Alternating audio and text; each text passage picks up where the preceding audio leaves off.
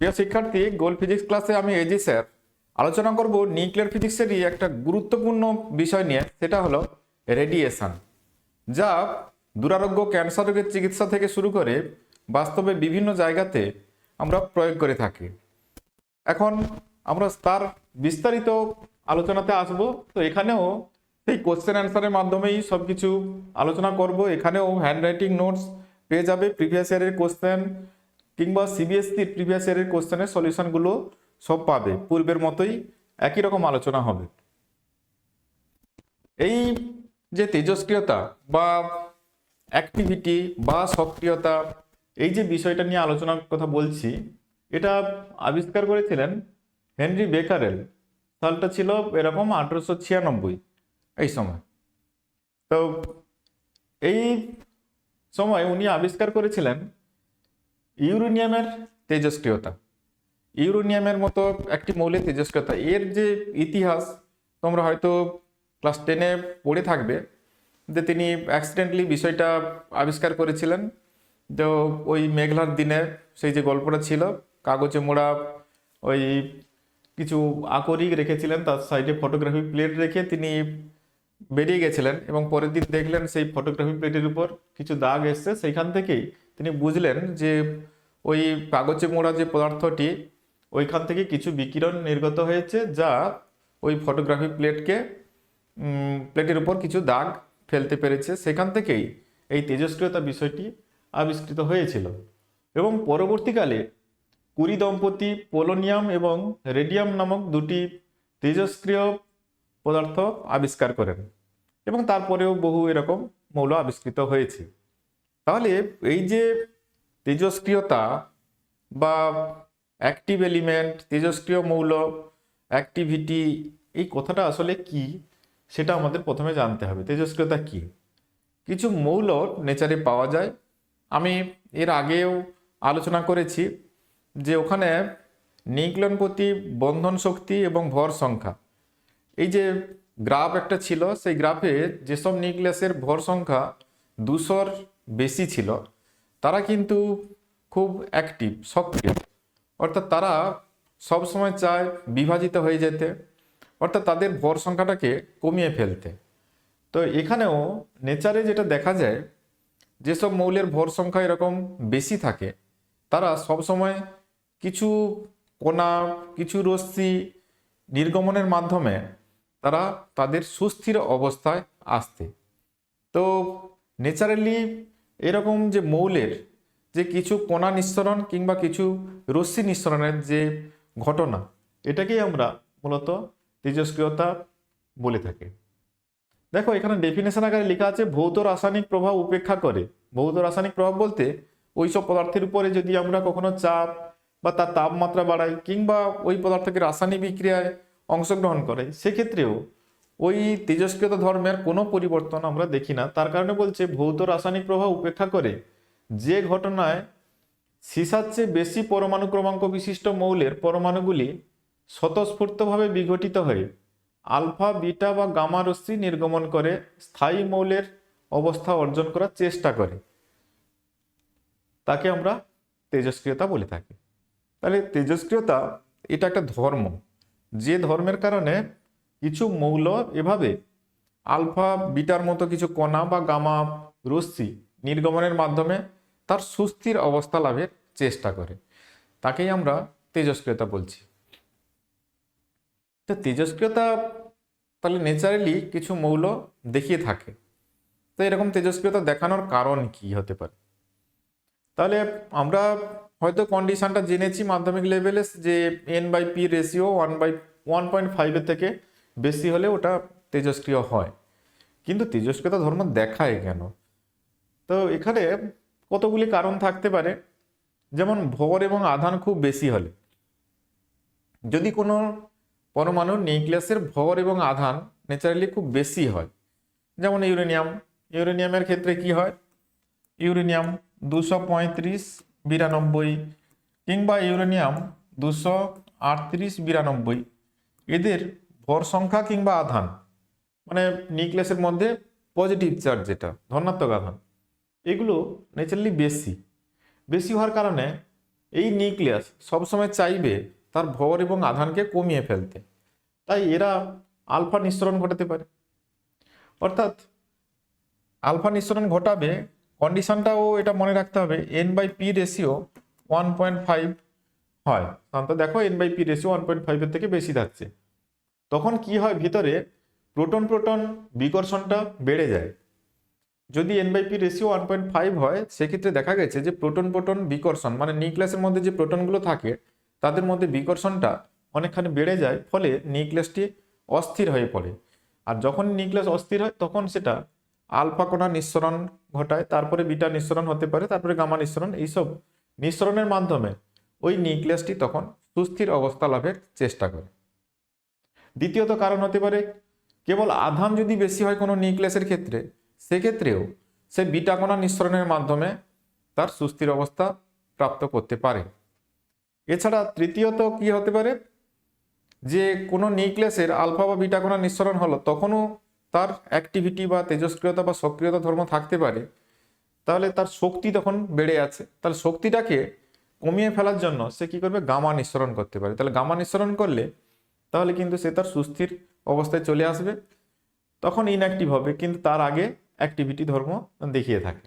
তাহলে তেজস্ক্রিয়তার কারণ কি কি হতে পারে, 1 নম্বর ভর আধান বেশি, 2 নম্বর কেবল আধান বেশি, 3 নম্বর শক্তি বেশি হলে হতে পারে। আর কন্ডিশন কি, N/P রেশিও 1.5 থেকে বেশি হয় সচরাচর এটা। তবে সব ক্ষেত্রেই যে এটা হবেই এরকম কোনো বাধ্যবাধকতা নেই, তো এটা দেখা গেছে যে ওই ভারী মৌলগুলোর ক্ষেত্রে এটা থাকে। এখন তাহলে আমাদের জানতে হবে তেজস্ক্রিয় রশ্মি। তাহলে তেজস্ক্রিয়তা ধর্ম দেখায় এমন কিছু মৌল, তারা কি করে, স্বতঃস্ফূর্তভাবে যে রশ্মি নির্গমন করে তাদেরকে আমরা তেজস্ক্রিয় রশ্মি বলি। কি নির্গমন করে, ওটা থাকে কি আলফা রশ্মি, মানে ওখানে আলফা কণার স্রোত যেটাকে আলফা রশ্মি বলে থাকি। বিটা রশ্মি মানে বিটা কণার স্রোতকে বিটা রশ্মি বলি। আর গামা রশ্মি, গামা রশ্মি হচ্ছে এখানে তড়িৎ চুম্বকীয় তরঙ্গ একটা গামা, সেই গামার রশ্মি এখানে নির্গত হয় নিউক্লিয়াস থেকে। তাহলে তেজস্ক্রিয় পদার্থের নিউক্লিয়াস থেকে নির্গত রশ্মিকে আমরা তেজস্ক্রিয় রশ্মি বলি। সহজ ডেফিনেশন, তেজস্ক্রিয় রশ্মি, তেজস্ক্রিয় পদার্থের নিউক্লিয়াস থেকে নির্গত রশ্মি, সেটাকে আমরা তেজস্ক্রিয় রশ্মি বলছি। তাহলে তেজস্ক্রিয় পদার্থ যেরকম ইউরেনিয়াম, এখানে একটা ব্লকের মধ্যে ধরো ইউরেনিয়াম এভাবে রেখে দিলাম, এইখানে একটা ইউরেনিয়াম সোর্স রেখেছি, এখান থেকে এইভাবে রশ্মি নির্গত হচ্ছে এইভাবে, এটাকে আমরা মূলত তেজস্ক্রিয় রশ্মি বলছি, তেজস্ক্রিয় রশ্মি। এর মধ্যে কি কি আছে, আলফা, বিটা আর গামা, এটা থাকতে পারে। আলফা, বিটা আর গামা, এই 3 ধরনের রশ্মি, এগুলোকে তেজস্ক্রিয় রশ্মি বলি। তাহলে তেজস্ক্রিয় বিঘটন, এই টার্মগুলো প্রায়ই আসবে আমাদের আলোচনাতে, তাই টার্মগুলো আলাদা করে একবার জেনে নিচ্ছি। তেজস্ক্রিয় বিঘটন, তাহলে তেজস্ক্রিয় পরমাণু নিউক্লিয়াস থেকে, এটা নিউক্লিয়াস, তেজস্ক্রিয় পরমাণু নিউক্লিয়াস এখানে আছে, এটা অ্যাকচুয়ালি তো এখানে আমরা একটা স্যাম্পল নিয়েছি, স্যাম্পলের মধ্যে অনেক নিউক্লিয়াস থাকে। একটা তেজস্ক্রিয় পদার্থের নমুনা নিয়েছি, নমুনার মধ্যে অনেক অনেক নিউক্লিয়াস থাকবে। তাহলে এরকম যে নিউক্লিয়াস থেকে তেজস্ক্রিয় রশ্মি নিঃসরণের ফলে নিউক্লিয়াসের গঠনগত পরিবর্তন হয়। তাহলে নিউক্লিয়াস থেকে যখন আলফা কিংবা বিটা কিংবা গামা এগুলো নির্গত হবে, নিউক্লিয়াসের কিছু পরিবর্তন হবে। তো নিউক্লিয়াসের গঠনগত যে পরিবর্তন হবে তাকেই আমরা নিউক্লিয় বিঘটন বলে থাকি, নিউক্লিয় বিঘটন বলে থাকি। তো এখন যদি প্রশ্ন থাকে এভাবে যে এমন একটি পরীক্ষা পদ্ধতি বর্ণনা করো যার দ্বারা দেখানো যেতে পারে যে কোনো তেজস্ক্রিয় পদার্থ থেকে 3 প্রকার রশ্মি নির্গত হয়। তাহলে তেজস্ক্রিয় পদার্থ থেকে রশ্মি নির্গত হচ্ছে, আমরা এটা বলছি, যেখান থেকে 3 প্রকার রশ্মি নির্গত হচ্ছে, এটা কি করে বোঝাবে? এটা বোঝানোর জন্য কি করতে হবে, আমাদের এর 2 সাইডে এইভাবে 2 সাইডে, এদিকে আমি পজিটিভ প্লেট একটা রাখলাম, এদিকে নেগেটিভ প্লেট। তাহলে ধনাত্মক আধান আহিত কোনো পাত, আর এটা ঋণাত্মক আধানে আহিত পাত রাখছি। তাহলে এখানে রেডিও অ্যাক্টিভ এলিমেন্ট মানে উপাদান, এখান থেকে নির্গত হচ্ছে কিছু রশ্মি। দেখা যাচ্ছে আর এখানে রেখেছি ফটোগ্রাফিক প্লেট বা ওই জিঙ্ক সালফাইড পর্দা বা এই জাতীয় কিছু। আচ্ছা, ফটোগ্রাফিক প্লেট রাখলে ওটা খরচবহুল, একবারই এক্সপেরিমেন্ট হয়, ওটা দরকার নেই। তাহলে জিঙ্ক সালফাইড পর্দা যদি আমি এটা রেখে দিই, তো জিঙ্ক সালফাইড পর্দা রেখে দিলে তাহলে দেখব কি যে এই পজিটিভ আর নেগেটিভ প্লেট যখন ছিল না, তাহলে সবগুলো এখানে গিয়ে এখানে আমরা ওই স্কিনটিলেশন দেখতে পাচ্ছিলাম, মানে স্ফুলিঙ্গ যেটা দেখতে পাচ্ছিলাম এখানে। কিন্তু যখন আমরা প্লেটগুলোকে রেখে দিচ্ছি, কিছু আধান বা কিছু কণা গিয়ে এখানে ধাক্কা মারছে, তাহলে এখানে স্কিনটিলেশন হচ্ছে, আর কিছু গিয়ে এখানে স্কিনটিলেশন তৈরি হচ্ছে। তাহলে কিছু নেগেটিভ প্লেটের দিকেও বেঁকে যাচ্ছে, আবার কিছু পজিটিভ প্লেটের দিকে বেঁকে যাচ্ছে, আবার কিছু সোজাও যাচ্ছে, সোজা যাচ্ছে, এখানেও স্কিনটিলেশন হচ্ছে, ওখানেও স্ফুলিঙ্গ সৃষ্টি হচ্ছে। তাহলে আগে সোজা গিয়ে সবগুলো ধাক্কা মারছিল, এখন বিভিন্ন জন বিভিন্ন দিকে বাঁকছে। তাহলে এখান থেকে আমরা কি সিদ্ধান্তে আসব? পজিটিভ প্লেটের দিকে কে মাখবে? নেগেটিভ চার্জ যারা, তারা পজিটিভ প্লেটের দিকে মাখবে। আর যারা পজিটিভ চার্জ ছিল বা যেসব কণাগুলো পজিটিভ চার্জে যুক্ত ছিল, সেগুলো কি হবে? নেগেটিভ প্লেটের দিকে মাখবে। আর যারা কোনো আধানযুক্ত নয়, তারা সোজা করে যাবে। তাহলে এখান থেকে আমরা পরিষ্কার এখানে তিন ধরনের জিনিস নির্গত হচ্ছে। কিছু আছে নেগেটিভ চার্জযুক্ত কণার স্রোত এখানে ধরতে পারি। রশ্মি মানে এখানে কণার নেগেটিভ চার্জযুক্ত কণার স্রোত, নেগেটিভ রশ্মি যেটাকে বলছি, বা এখানে বিটা রশ্মি বলছি। আর পজিটিভ চার্জযুক্ত কণার স্রোত তাহলে নেগেটিভ প্লেটের দিকে মেকেছে, কারণ নেগেটিভ দ্বারা আকৃষ্ট হবে পজিটিভটা। তাহলে এইগুলোকে আমরা আলফা কণার স্রোত বা আলফা রশ্মি বলছি। আর সোজা যেটা বেরিয়ে যাচ্ছে সেটা কোনো দিকেই মাখছে না, পজিটিভের দিকেও না, নেগেটিভের দিকেও না। তাহলে ওটা নিস্তড়িত কোনো কণার স্রোত, মানে এখানে ফোটন কণার স্রোত, বা যেটাকে আমরা গামা রশ্মি হিসেবে বলছি। তাহলে এই তেজস্ক্রিয় নমুনা থেকে তিন ধরনের রশ্মি নির্গত হতে পারে। এখান থেকে এই মন্তব্যই আমরা করতে পারি। তাহলে alpha beta gamma, alpha beta gamma. Alpha actually doubly ionized helium. Helium nucleus হয় কি He42, তার মানে হিলিয়ামের এখানে দুটো প্রোটন আর দুটো নিউট্রন। তাহলে বাইরের কক্ষপথে থাকছে, এখানে যদি অ্যাটমের কথা বলি, তাহলে এখানে দুটি ইলেকট্রন থাকছে, তাহলে দুটি ইলেকট্রন থাকছে বাইরের কক্ষপথে। তাহলে ইলেকট্রন সরিয়ে দাও এই কক্ষপথকে, একবারে মুছে দাও, একবার আউট কক্ষপথ, তাহলে ডাবলি আয়নাইজড হয়ে গেল। তাহলে এই যে নিউক্লিয়াসটা পড়ে থাকলো, এটাই হচ্ছে হিলিয়াম নিউক্লিয়াস, বা যেটাকে আমরা আলফা কণা হিসাবে ধরছি। আলফা কণা আর হিলিয়াম নিউক্লিয়াস সেম। আলফা কণা আর হিলিয়াম নিউক্লিয়াস, দুটি প্রোটন দুটি নিউট্রন, এটাই। তাহলে পজিটিভ চার্জযুক্ত এটা কণা, আলফা কণা যেটা। এই আলফা কণার স্রোতকে আমরা আলফা রশ্মি বলি। আর বিটা রশ্মি কি জিনিস? ইলেকট্রনের স্রোত। ইলেকট্রনের স্রোতকে আমরা বিটা রশ্মি বলি। আর গামা রশ্মি হচ্ছে তড়িৎ চুম্বকের তরঙ্গ, বা কেউ যদি কণা আকারে বলবে বলে তাহলে ফোটন করার স্রোত বলবে। বেশ, তাহলে আলফা বিটা গামার মধ্যে একটা তুলনা, যদিও এগুলো ইজি বিষয়, তবু তুলনাটা একবার দেখে রাখার দরকার। প্রথমে আছে প্রকৃতি। তাহলে আলফা কণা কি? হিলিয়াম নিউক্লিয়াসের স্রোত বললাম। বিটা কি? ইলেকট্রনের স্রোত। আর গামা কি?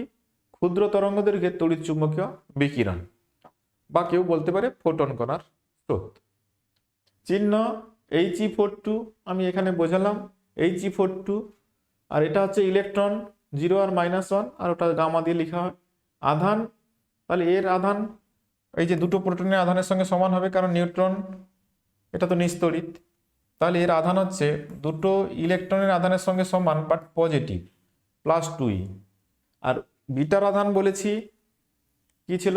নেগেটিভ, এবং ইলেকট্রনের আধানের সঙ্গে সমান, তাই -E। আর গামা রশ্মির কোনো আধান নেই। এবারে বলছি ভরের কথাটা।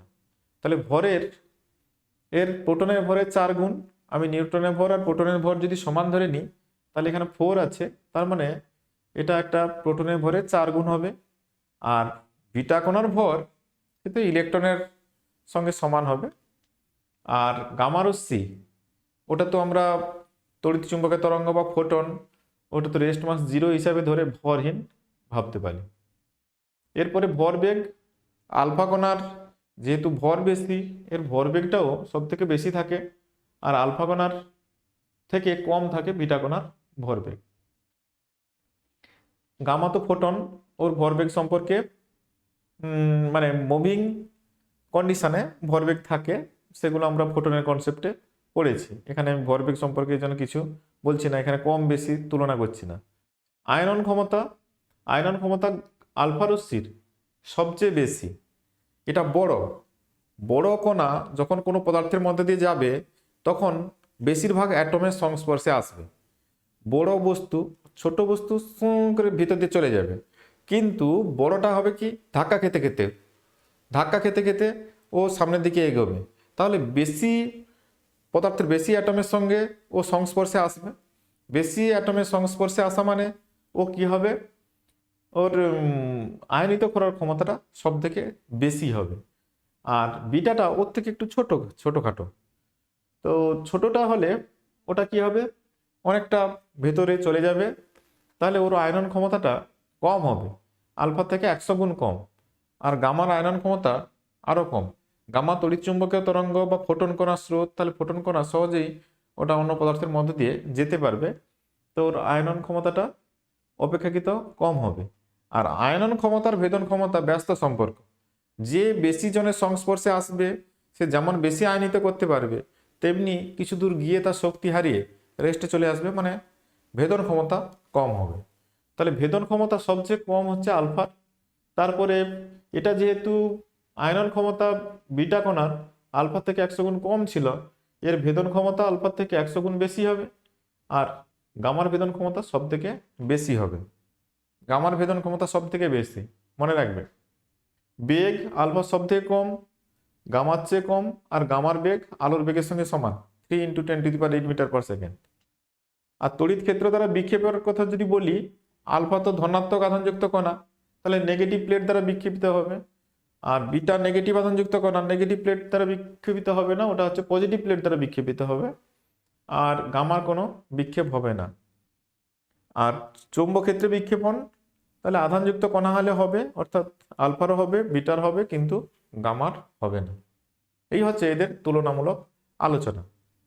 কোনো কারণে ছোট প্রশ্ন এখান থেকে থাকলেও থাকতে পারে।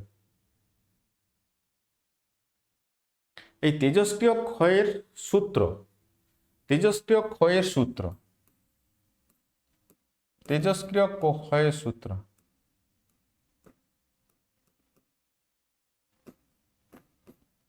ক্ষয়ের সূত্র, এই সূত্র 3 রকম হয়।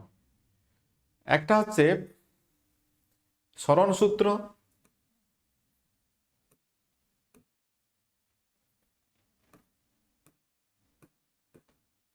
সরণ সূত্র, এরপরে আছে তেজস্ক্রিয় ক্ষয়ের সূত্র, ক্ষয়ের সূত্র, আর 3 নম্বর আছে সূচকীয় সূত্র।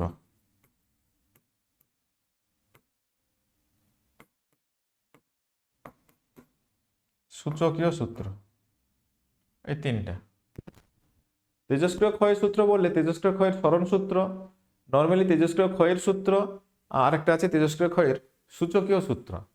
এই 3টা সূত্র আমাদের জানতে হবে। সরণ সূত্র, ক্ষয়ের সূত্র আর সূচকীয় সূত্র। আমরা এক এক করে আসছি আলোচনাতে। প্রথমে তেজস্ক্রিয় ক্ষয়ের সরণ সূত্রের কথা বলবো। সরণ সূত্র আমরা এখনই দেখলাম যে আলফা কণা অ্যাকচুয়ালি হিলিয়াম নিউক্লিয়াসের সঙ্গে সমান, অর্থাৎ ডাবলি আয়োনাইজড হিলিয়াম অ্যাটম। তাহলে হিলিয়াম অ্যাটম ডাবলি আয়োনাইজড হলে যা হবে তার নিউক্লিয়াসটাই পড়ে থাকবে। তাহলে বলতে পারি হিলিয়াম নিউক্লিয়াস আর আলফা কণা সেম জিনিস। এখানে তাহলে 2টি প্রোটন আর 2টি নিউট্রন রয়েছে। তাহলে আলফা ক্ষয়ের এখানে সূত্র কি, কোনো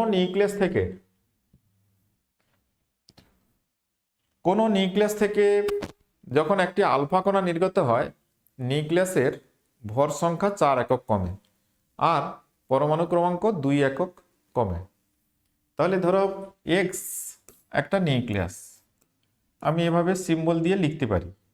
এখান থেকে আলফা কণা নির্গত যদি হয় তাহলে আলফাটাকে আমি এভাবে লিখতে পারি He42, বা কেউ শুধু আলফা দিয়ে লিখতে পারে, আমি এখানে ব্র্যাকেটে লিখলাম আলফা কণাটা।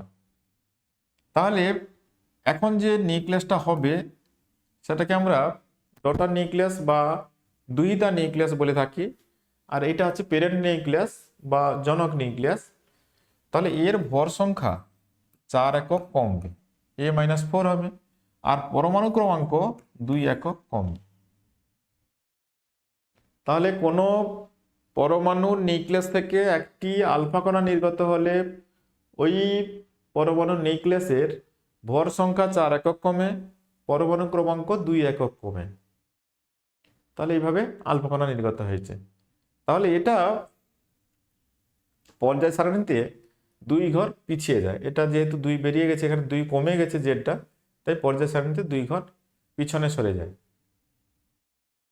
এই হচ্ছে আলফা ক্ষয়ের সূত্র, তেজস্ক্রিয় ক্ষয়ের সূত্র। এখানে প্রথমে আলফা ক্ষয়ের সূত্র, তারপরে আছে বিটা ক্ষয়। এখানে তোমরা ভালো করে মনে রাখবে, বিটা ক্ষয় মানে বিটা মাইনাস আর বিটা প্লাস, এখানে 2 ধরনের ব্যাপার আছে। তাহলে বিটা মাইনাস যেটা, সেটাকে আমরা বিটা বিটা বলে চালিয়ে আসি, বিটা বিঘটন, বিটা ক্ষয়, বিটা নিঃসরণ এইসব বলি। আর বিটা প্লাসটা একটু আলাদা জিনিস। তাহলে আমি দুটোই বলছি, একটু দেখে নাও বিষয়টা কি। তাহলে কোনো নিউক্লিয়াসের মধ্যে থাকছে কে, নিউট্রন আর প্রোটন। যদি কখনো এরকম হয় একটি নিউট্রন এটা একটা প্রোটনে কনভার্ট হলো, তাহলে দেখো এখানে তার চার্জ চলে এলো। তাহলে ওটাকে ইকুয়ালাইজ করতে এইভাবে একটি ইলেকট্রন তৈরি হয়ে যায়। তাহলে নিউট্রন থেকে যখন একটি প্রোটন এবং একটি ইলেকট্রন তৈরি হয়, সঙ্গে সঙ্গে তৈরি হয় একটি অ্যান্টি নিউট্রিনো বলে একটি কণার সৃষ্টি হয়। তো এই যে ইলেকট্রনটা যখন তৈরি হয়, এই ইলেকট্রন তো নিউক্লিয়াসের মধ্যে থাকতে পারবে না, সেই কারণে এই ইলেকট্রনটি সঙ্গে সঙ্গে নিউক্লিয়াস ছেড়ে বেরিয়ে যায় বিটা কণা আকারে। এটাকেই আমরা বিটা বা এটাকে বিটা মাইনাস বলে থাকি, যেটাই বিটা আর সেটাই বিটা মাইনাস। তাহলে আবারও কথাটা বলি, কোনো নিউক্লিয়াসের মধ্যে একটি নিউট্রন যখন একটি প্রোটনে কনভার্ট হয় তখন সৃষ্টি হয় একটি ইলেকট্রন। ওই ইলেকট্রন নিউক্লিয়াসের মধ্যে থাকতে পারে না, সঙ্গে সঙ্গে নিউক্লিয়াস থেকে বিটা কণা আকারে বা বিটা মাইনাস কণা আকারে নির্গত হয়ে যায়। এটাই হচ্ছে বিটা কণার উৎপত্তির কারণ। আর বিটা এখানে বললাম বিটা মাইনাস বা বিটা, আর বিটা প্লাসটা কি, যদি কখনো প্রোটন, তাহলে এটা যদি নিউট্রনে কনভার্ট হয় তাহলে কি হবে, এটা প্লাস সঙ্গে সঙ্গে তৈরি হবে কি, এইটাকে বলা হয় ইলেকট্রনের বিপরীত পজিট্রন, আর তৈরি হয় নিউট্রিনো বলে একটি কণা। তাহলে এক্ষেত্রে তাহলে পজিট্রন নির্গত হবে। যদি কখনো প্রোটন নিউট্রনে কনভার্ট হয়, প্রোটন থেকে নিউট্রনে রূপান্তর হয় নিউক্লিয়াসের মধ্যে, সঙ্গে সঙ্গে একটি পজিট্রন তৈরি হয় এবং একটি নিউট্রনও তৈরি হয়। এই পজিট্রনটি এখানে বিটা প্লাস কণা আকারে নিউক্লিয়াস থেকে নির্গত হয়। তাহলে আমরা এখানে বিটা মাইনাস আর বিটা প্লাস জানলাম, আর যেটা আমরা সচরাচর বিটা বলি সেটা হচ্ছে বিটা মাইনাস, বিটা প্লাস নয় কিন্তু।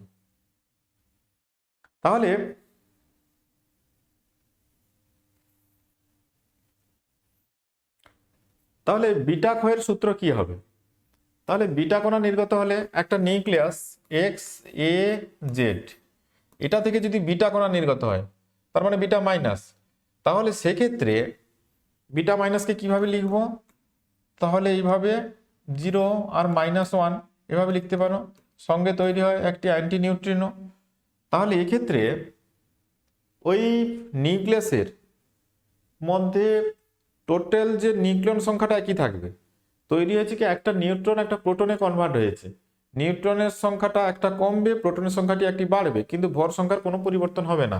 তাহলে যে নিউক্লিয়াসটা হয়েছে সেটা যদি আমি ওয়াই নিউক্লিয়াস বলি, তাহলে সেখানে লিখব এটা এ থাকবে আর এটা হবে Z+1।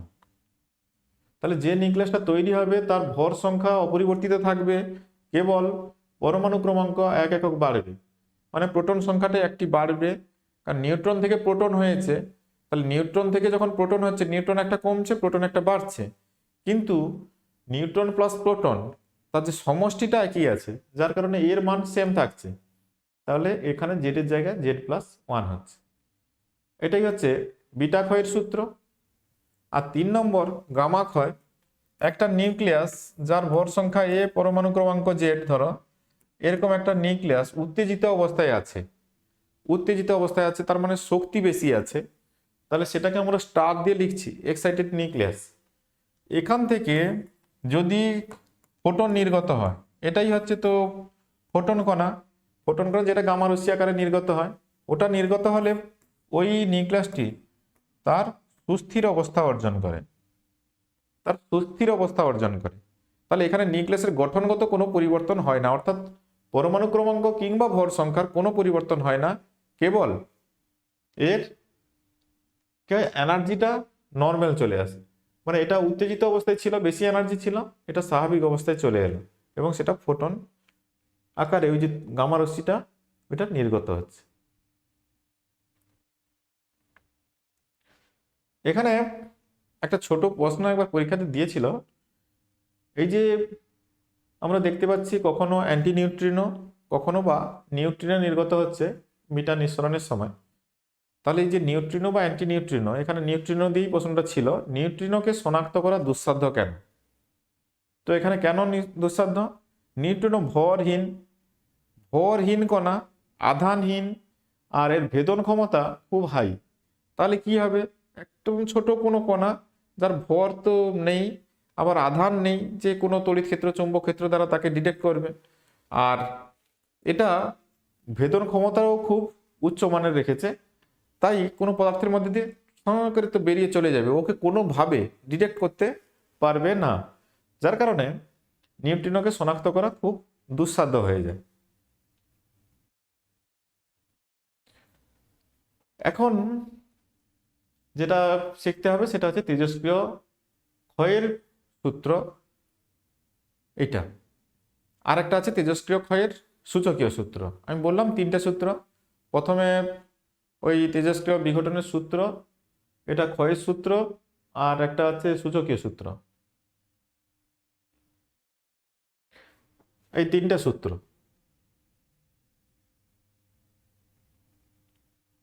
তেজস্ক্রিয় ক্ষয়ের সূত্র বলে তাহলে প্রথমে সরণ সূত্র জানলাম, তাহলে এবারে তেজস্ক্রিয় ক্ষয়ের সূত্র আর একটা আছে তেজস্ক্রিয় ক্ষয়ের সূচকীয় সূত্র। 3টি সূত্র পরপর করে আমি বলছি, এখানে তেজস্ক্রিয় ক্ষয়ের সূত্র বিবৃত করতে হবে।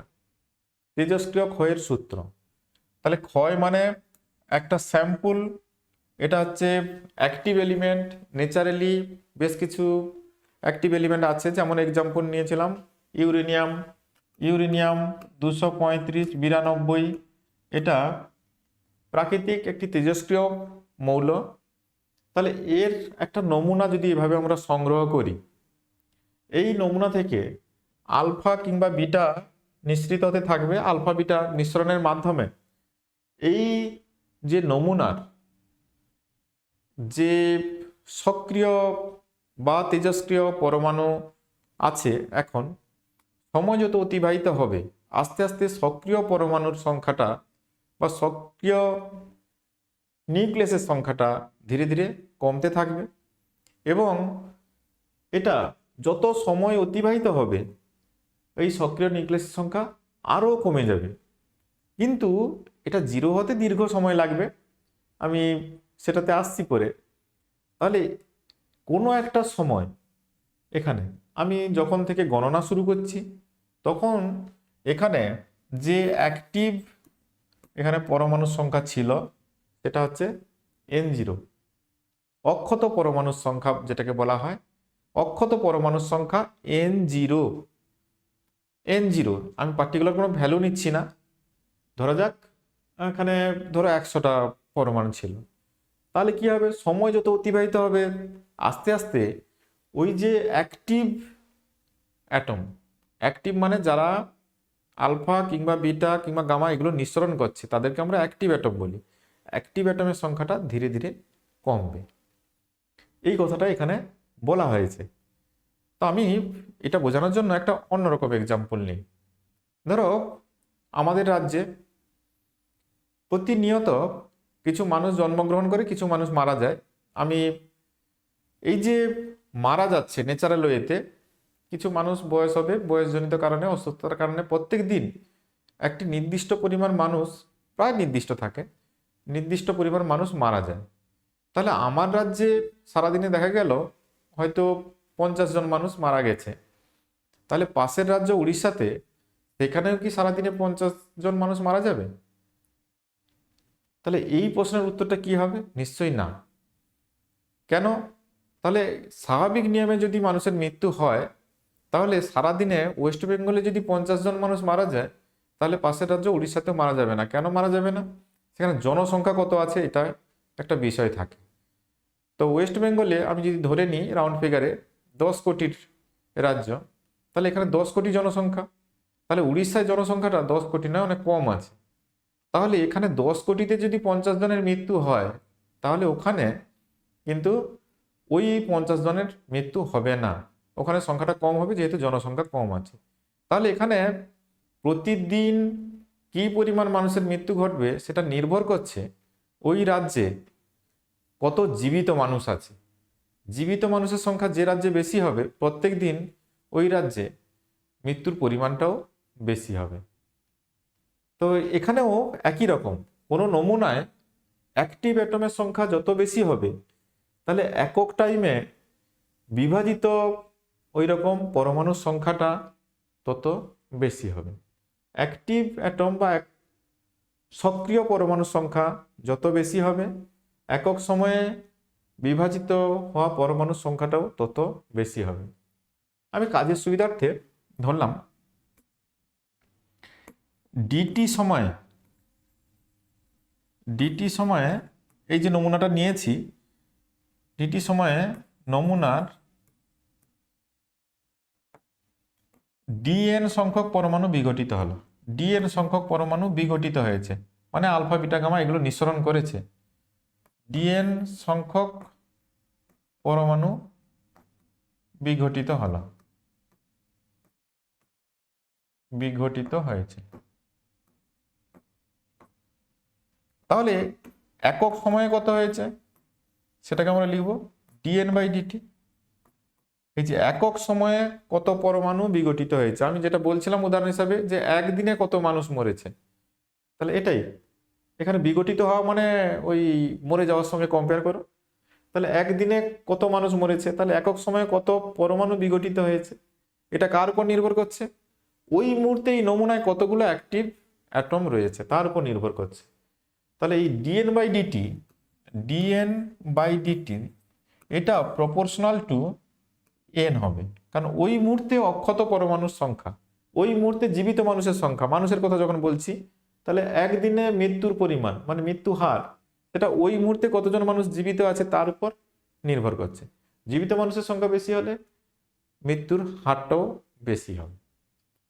তাহলে এটা একই রকম নিয়মে এখানে যেহেতু এনটা ডিক্রিজ করছে, তাই আমরা সামনে একটা মাইনাস সাইন লাগিয়ে দিতে পারি, এনের সংখ্যাটা কমছে বলে। তাহলে এটাকে আমি লিখছি ডিএন বাই ডিটি সমান, সমানুপাতিক চিহ্ন তুলে একটা সমানুপাতিক ধ্রুবক আর মাইনাস সাইনটা ওই সাইডে নিয়ে গেলাম, তাহলে এটা হচ্ছে মাইনাস ল্যামডা এন। এভাবে এই ল্যামডা যে রাশিটি, এটাকে আমরা বিঘটন ধ্রুবক বলে থাকি। এটা বিভিন্ন তেজস্ক্রিয় নমুনার ক্ষেত্রে ল্যামডার মান বিভিন্ন হয়, বিভিন্ন তেজস্ক্রিয় নমুনার ক্ষেত্রে ল্যামডার মান বিভিন্ন হয়, তাই ল্যামডাটাকে আমরা বলি বিঘটন ধ্রুবক। তো ল্যামডার ডেফিনেশন অনেক সময় জানতে চাইতে পারে। ল্যামডা ইকুয়াল টু, আমরা যদি ম্যাগনিটিউডটা নিই dN by dt by N, minus সাইনটাকে অ্যাভয়েড করার জন্য ম্যাগনিটিউড নিয়ে নিচ্ছি। তাহলে এর সংজ্ঞা কি হবে বিঘটন ধ্রুবকের? তাহলে এন এর মান এখানে এন এর মান নির্দিষ্ট আছে। তাহলে ডিএন বাই ডিটি হচ্ছে বিঘটন হার বা 1 সেকেন্ডে যে পরিমাণ পরমাণু বিঘটিত হয় সেটার সংখ্যা। এটা কার অনুপাত? মোট অবিবাহিত পরমাণুর সংখ্যার অনুপাতকে আমরা বিঘটন ধ্রুবক বলি। তাহলে সংজ্ঞা কি হবে? কোনো তেজস্ক্রিয় নমুনায় মোট পরমাণুর সংখ্যার যে ভগ্নাংশ প্রতি সেকেন্ডে বিঘটিত হয়, মোট পরমাণু সংখ্যা হচ্ছে এন, তার যে ভগ্নাংশ মানে ডিএন বাই ডিটি প্রতি সেকেন্ডে বিঘটিত হয় বা ক্ষয় হয়, তাকেই আমরা ওই পরমাণুর বা ওই পদার্থের বিঘটন ধ্রুবক বলে থাকি। এর একক কি হবে? দেখো এন এর একক মানে তো সংখ্যা, এই এন এর একক কেটে যাবে, তাহলে কেবল থাকবে টাইমের একক। তাহলে এর একক হবে সেকেন্ড ইনভার্স অথবা আওয়ার ইনভার্স, এরকম ভাবে হতে পারে, তবে ফান্ডামেন্টাল ইউনিট ধরলে সেকেন্ড ইনভার্স এইভাবে। এটার ডেফিনেশনটি 2006, 4 এগুলোতে দিয়েছে, ভালো করে দেখে রাখবে। কোনো তেজস্ক্রিয় নমুনার মোট পরমাণুর সংখ্যার যে ভগ্নাংশ প্রতি সেকেন্ডে বিঘটিত হয় তাকে আমরা ওই পদার্থের বিঘটন ধ্রুবক বা ক্ষয় ধ্রুবক বলে থাকি। এখন তেজস্ক্রিয় বিঘটনের সূচকীয় সূত্র, 3 নম্বর সূত্র যেটা, তাহলে প্রথমটা ছিল সরণ সূত্র, তারপরে বিঘটন সূত্র বা ক্ষয় সূত্র, তারপরে সূচকীয় সূত্র। 3 নম্বর সূত্র এটা। আমরা দেখলাম বিঘটন সূত্রে ডিএন বাই ডিটি সমান মাইনাস ল্যামডা ইন্টু এন। তাহলে এখন এটাকে যদি সাজিয়ে লিখি ডিএন বাই এন সমান ল্যামডা ইন্টু ডিটি, ইন্টিগ্রেশন যদি করি তাহলে এটা হবে, ধরো স্টার্টিংয়ে যখন টাইম কাউন্ট শুরু হয়েছিল t=0, তখন অবিভাজিত পরমাণুর সংখ্যা ছিল n0। আফটার টাইম t অবিভাজিত পরমাণুর সংখ্যা n, তাহলে এটা লিখব ln n by n0, integration করলে যেটা আসবে n বাই n0 সমান মাইনাস ল্যামডা ইন্টু টি। তাহলে এটা তুললে ln মানে তো লগের ই বেস, তাহলে n বাই n0 সমান e⁻ মাইনাস ল্যামডা টি, বা n সমান n0 e⁻ মাইনাস ল্যামডা টি। এটাই হচ্ছে তেজস্ক্রিয় বিঘটনের সূচকীয় সূত্র। তেজস্ক্রিয় বিঘটনের সূচকীয় সূত্র এটাই। তো সূচকীয় সূত্রের বিবৃতি যদি জানতে চায় তাহলে কি বলবে? তাহলে কোনো নমুনার অবিভাজিত পরমাণুর সংখ্যাটা সময় বাড়ার সঙ্গে সঙ্গে সূচকীয় নিয়ম অনুযায়ী কমে যাচ্ছে। অবিভাজিত পরমাণুর সংখ্যা, ধরো স্টার্টিংয়ে এরকম এই দিকটা টাইম আর এদিকে n বাই n0 করো, বা শুধু n করলেও কোনো অসুবিধা নেই, n বাই n0 করতেও পারে, কোনো অসুবিধা নেই। তাহলে প্রথমে এটা তাহলে 1 ছিল বা n সমান n0 ছিল, তারপরে যত সময় অতিবাহিত হয়েছে তত অবিভাজিত পরমাণুর সংখ্যাটা মানে n এর মানটা ধীরে ধীরে কমে যাচ্ছে সূচকীয় নিয়ম অনুযায়ী। এটা স্ট্রেট লাইন নয়, বাঁকা, এরকম সূচকীয় নিয়ম অনুযায়ী কমে যাচ্ছে। এটাই তেজস্ক্রিয় বিঘটনের সূচকীয় সূত্র নামে পরিচিত, সূচকীয় সূত্র প্রতিষ্ঠান। এটা দিয়েছে 2010-এ দিয়েছে, 2024-এ দিয়েছে।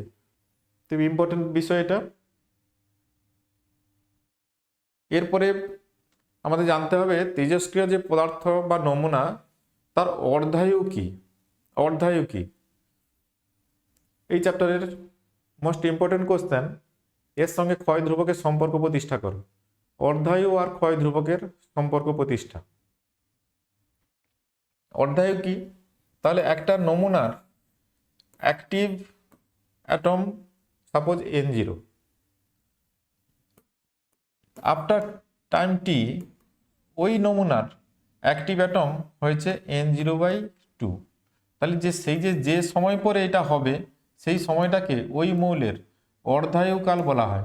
অর্ধায়ুকাল বা অর্ধজীবনকাল এরকম বলে, অর্ধায়ু বলে। তাহলে যে সময় পরে কোনো নমুনার তেজস্ক্রিয় পরমাণুর সংখ্যা তার প্রাথমিক মানের অর্ধেক হয় সেই সময়কালকে ওই মৌলের অর্ধায়ু বা অর্ধজীবনকাল বলা হয়। তাহলে কত হবে? প্রথমে যদি n0 ছিল অক্ষত পরমাণুর সংখ্যা বা অ্যাক্টিভ পরমাণুর সংখ্যা, কিছু সময় পর সেটা হলো তার হাফ। তাহলে যে সময় পরে এই ঘটনাটা হলো সেই সময়টাকে আমরা অর্ধায়ু বা অর্ধজীবনকাল বলে থাকি।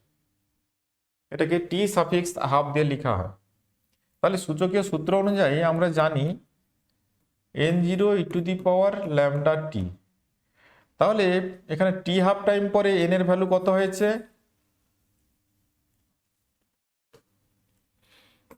at t equal to t half n equal to কত হয়েছে?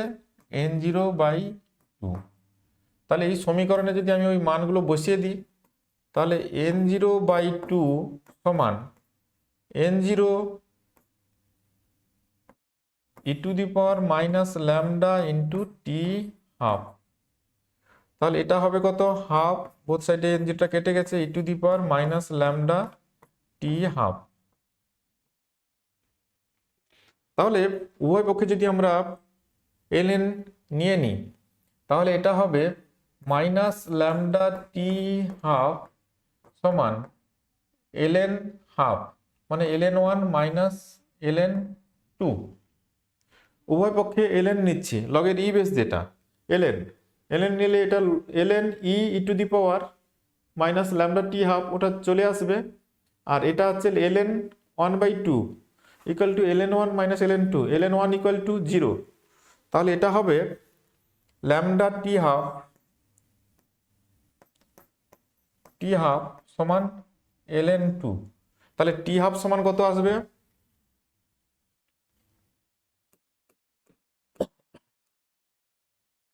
তাহলে টি হাফ সমান ln2/λ।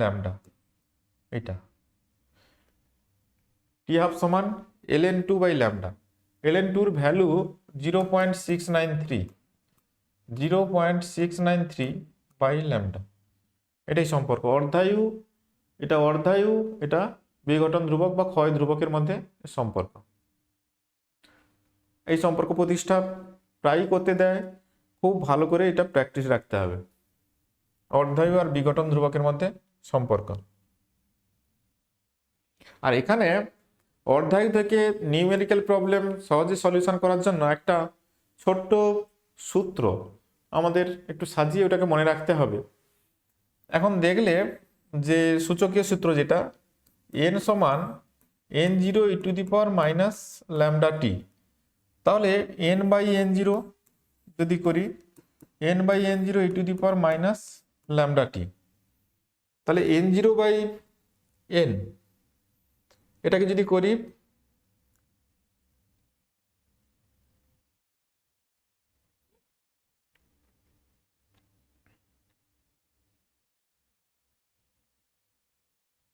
আচ্ছা n0/n যদি করি, তাহলে n0/n সমান তাহলে ল্যামডাটি এটা উল্টে যাবে, এটা সমান এভাবে যদি সাজাই e⁻λ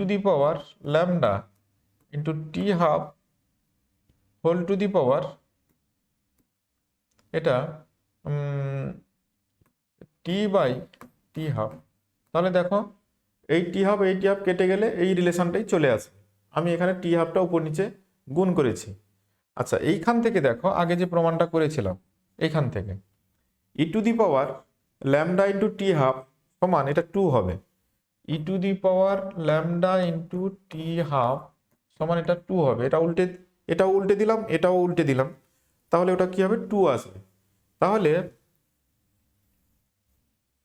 এটা হবে 2 t/t হাফ। তাহলে n0/n সমান এটা হচ্ছে। অথবা এটাকে আমি উল্টে যদি লিখি অরিজিনাল ফর্মটা n/n0 সমান, তাহলে এদিকটা উল্টে যাবে half whole to the power t/t half. তাহলে অর্ধায়ু সংক্রান্ত অঙ্কগুলো সহজে করে ফেলার জন্য এই সূত্রটি কিন্তু ব্যবহার করা যেতে পারে।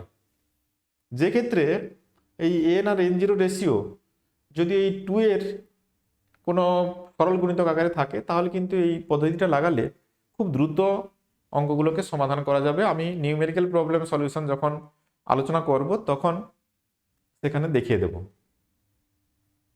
এখন থিওরিটা বলে রাখলাম। নেক্সট,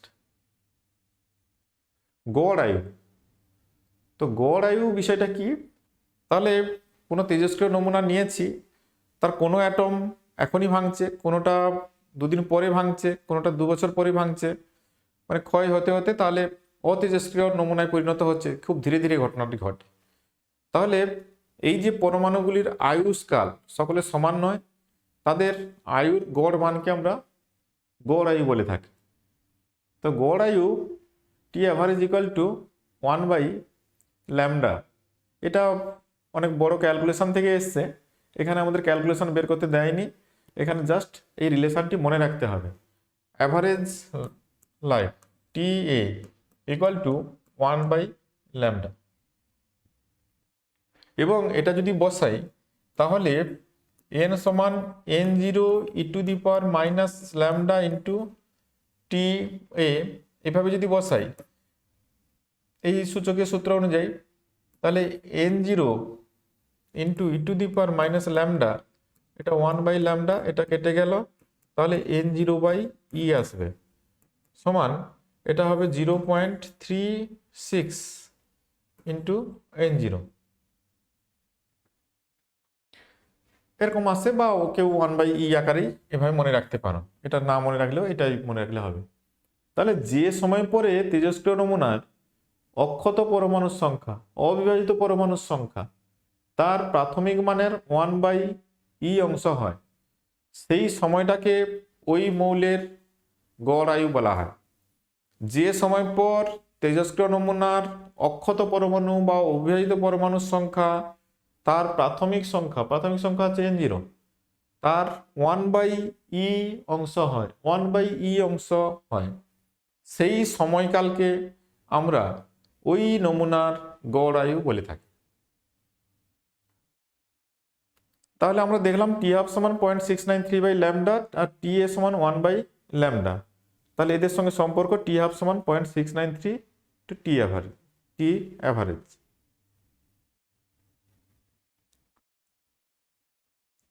তেজস্ক্রিয় নমুনার সক্রিয়তা বা অ্যাক্টিভিটিটা কি? ওই বিঘটন হার যেটা ছিল ওটাকেই আমরা তেজস্ক্রিয় নমুনার সক্রিয়তা আকারে বলে থাকি। কোনো তেজস্ক্রিয় নমুনার বিঘটন হারকে ওই পদার্থের তেজস্ক্রিয় সক্রিয়তা বলা হয়, বিঘটন হার dN/dt। তাহলে অ্যাক্টিভিটি এ সমান, এটা ম্যাগনিটিউডটা নিয়ে নিচ্ছি কারণ ওখানে মাইনাস সাইনটা এখানে কিছু কাজে লাগবে না। তাহলে এ সমান dN/dt equal to lambda N. আবার জানো n সমান n0 e to the power lambda T, সূচকীয় সূত্র। তাহলে dN/dt সমান কত হচ্ছে? dN/dt, তাহলে এটা হবে মাইনাস, এটা n0 into lambda E to the power minus lambda T.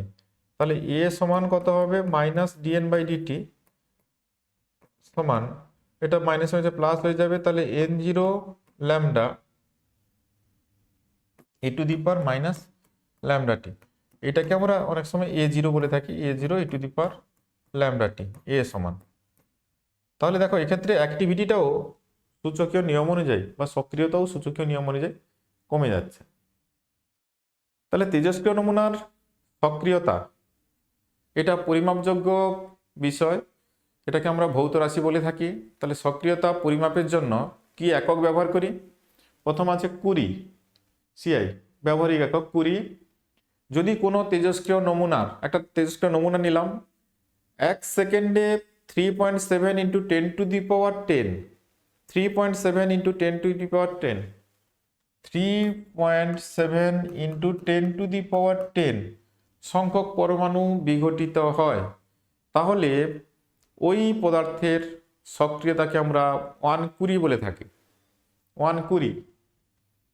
R SI পদ্ধতিতে সক্রিয়তার একক হচ্ছে বেকারেল, বিজ্ঞানীর নাম অনুযায়ী 1 বেকারেল ইকুয়াল টু 1 ডিপিএস, বা কোনো তেজস্ক্রিয় নমুনার 1 সেকেন্ডে যদি একটি বিঘটন ঘটে, মানে একটি পরমাণু বিঘটিত হয়, তবে তার সক্রিয়তাকে আমরা 1 বেকারেল বলে থাকি।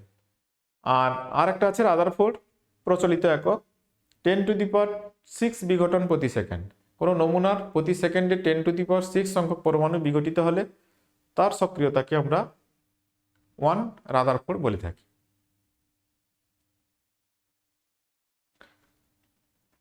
আমাদের এই অ্যাক্টিভিটি বা সক্রিয়তা বা তেজস্ক্রিয়তার যে আলোচনা আজকে এখানে শেষ করছি। নেক্সট দিন আমরা নিউক্লিয় বিভাজন সংযোজন এই বিষয়গুলো আলোচনা করব নেক্সট ক্লাসে। এখনও যারা চ্যানেলটিকে সাবস্ক্রাইব করনি অবশ্যই সাবস্ক্রাইব করবে। থ্যাংক ইউ, গুড বাই, দেখা হচ্ছে নেক্সট ক্লাসে।